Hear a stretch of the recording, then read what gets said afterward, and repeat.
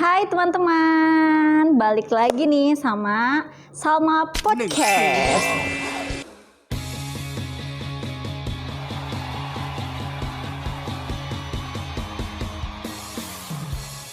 Dengan gua Salma dan ditemenin narasumber kita yang paling kece nih. Siapa nih Bang? Kenalan dulu kali Bang. Hai, kemana kamera mana ini? Ini nih. Hai, nama gua Edet.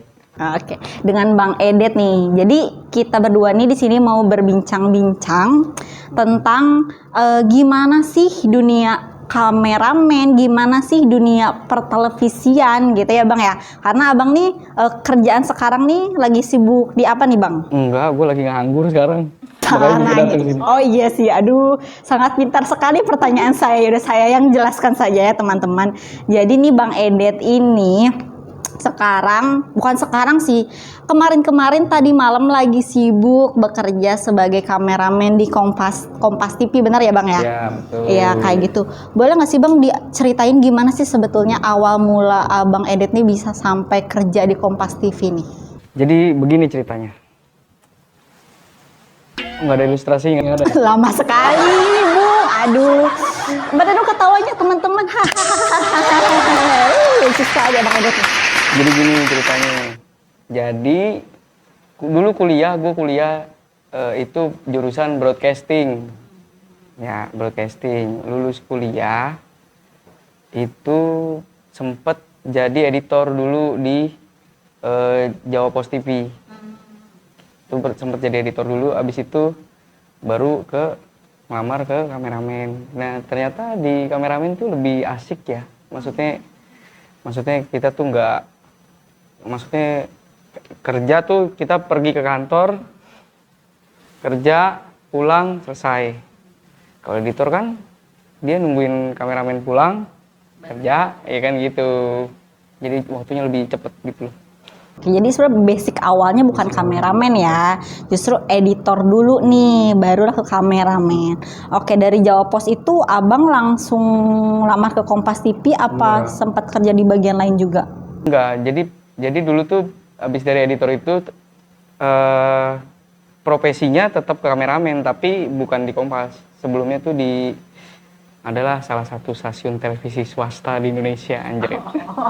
Tidak di-spill teman-teman ya, karena sedang mengagung-agungkan Kompas TV ini di sini. Nah, tidak boleh ya Bang. Itu pertama kali jadi kameramen itu jadi kameramen news di lapangan. Jadi yang liputan jalan-jalan rusak, liputan banjir, liputan bencana alam, liputan pesawat meleduk, liputan demo. Serem-serem ya. Masih bersyukur ya abang nih masih dikasih kesempatan hidup hingga saat ini ya Bang. Karena wah pengalamannya gila, keren-keren banget, menantang banget ya.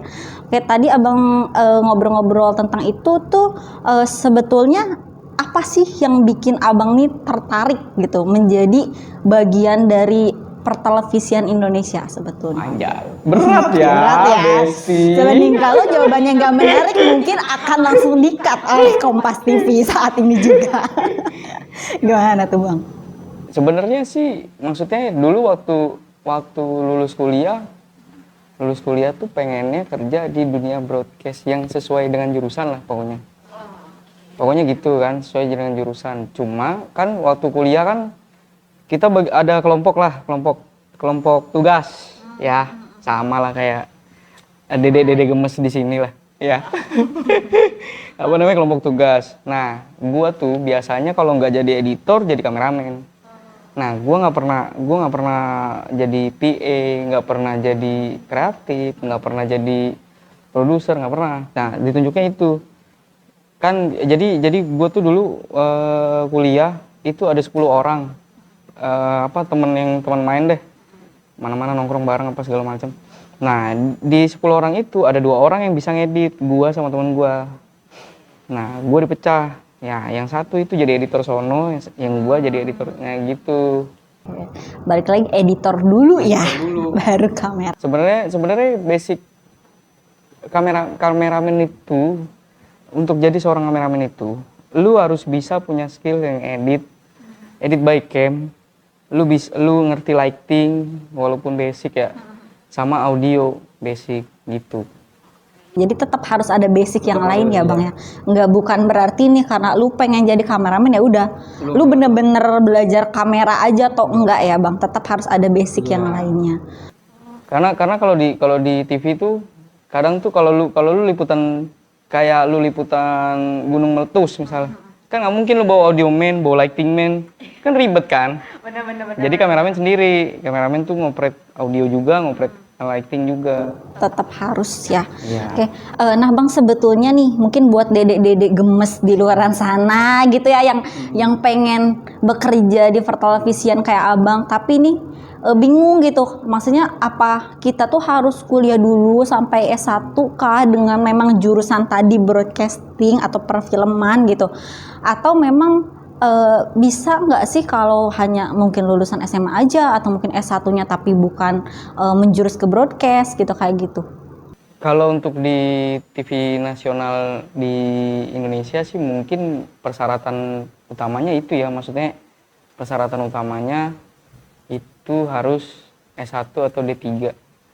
Nah, kalau untuk jadi kameramen kayak misalnya apa namanya, kameramen luar lah misalnya kayak lu ngerjain apa namanya, project misalnya advertising atau wedding organizer, itu kayaknya nggak perlu, yang penting skill lu bagus gitu sih, sama koneksi lu bagus. Balik lagi ya, yang paling di titik berat adalah koneksi ya bang ya, itu tetap harus ada ya. Kita nggak munafik jadi orang ya bang ya, tapi ya tetap keahlian pun harus mumpuni gitu ya bang. Intinya jangan berkecil hati karena misalkan aduh mohon maaf nih saya kurang mampu untuk memasuki jenjang perkuliahan. Yang penting skill gitu ya.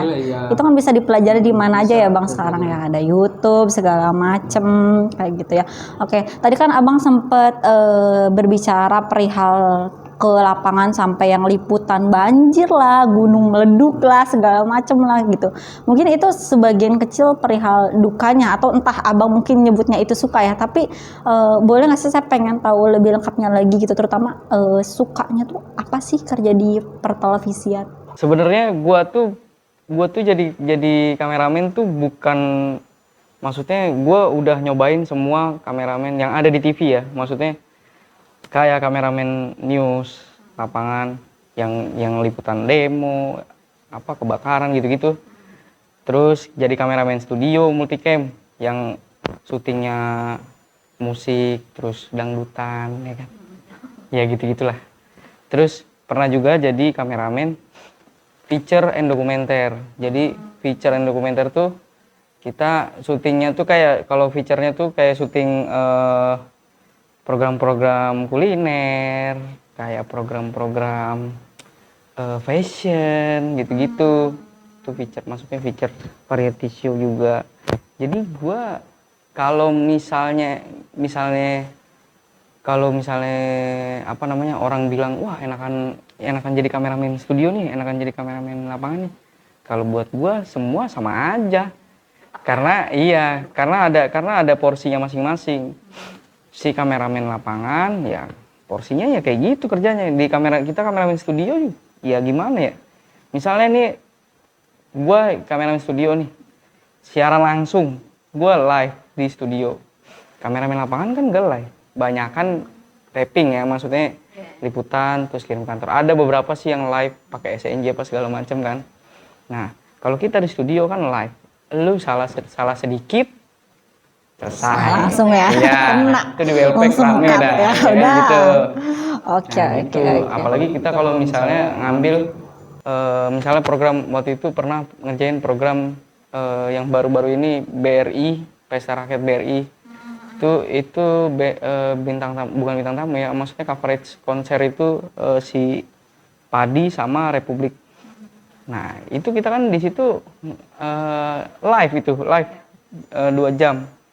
Itu kita ya imajinasi lah, maksudnya arahan direktur tuh bilangnya lu ngambil gambarnya kayak gini ya gua ngambil gambar gini, tapi kan gua tetap aja kita harus ada maksudnya istilahnya kayak belanja gambar lah, gitu lah gitu. Jadi ada porsinya masing-masing lah, maksudnya nggak semua pekerjaan tuh wah enakan di sini, enggak. Tetap Sama aja. ya ada suka dukanya. Tapi kalau live itu berarti biasa lebih riskan ya Bang ya, resikonya Kalau lebih live tinggi itu ya. iya sih, maksudnya live itu lebih maksudnya lebih ditonton kan siaran langsung ya, nggak ada tanpa editor, ya kan?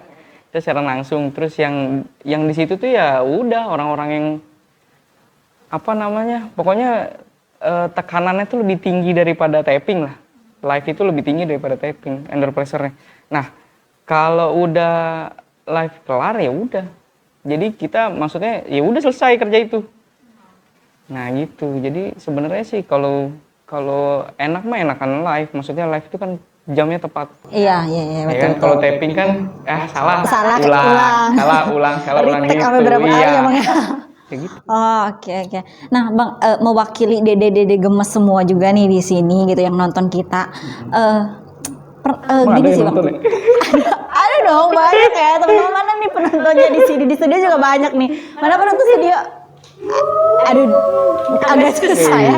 Di studionya juga agak repot, kayaknya harus diedit aja. Tolong editor kasih suara penonton yang banyak di sini. Kayak gini nih Bang. Saya sering dengar stigma bahwa kerja di pertelevisian itu dalam tanda kutip kurang baik, menyeramkan gitu ya Bang ya. Saya pernah dengar lah beberapa selentilan gitu ada dari beberapa keluarga saya, jujur juga karena kebetulan saya juga kan di broadcasting dan pengen masuk ke dunia pertelevisian nih.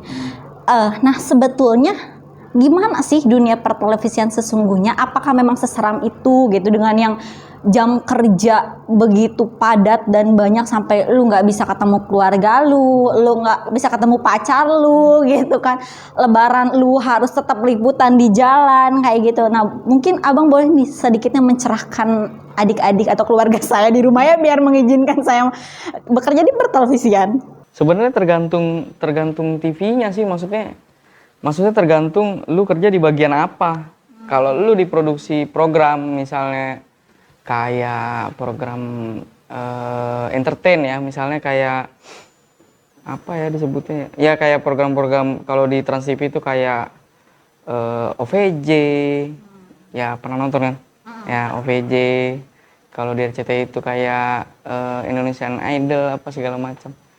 Itu dia lebaran nggak ada, kan nggak ada dia lebaran. Ya, betul. Tergantung lu ngambilnya tuh di mana, bagian mana. Kalau lu bagian produksi entertain, ya lu lebaran tetap libur, tahun baru tetap libur kalau si programnya udah di tapping. Tapi kalau lu berita, ya itu resiko lu ya. Tapi berita juga tetap ada liburnya sih, maksudnya kita nggak lebaran tuh.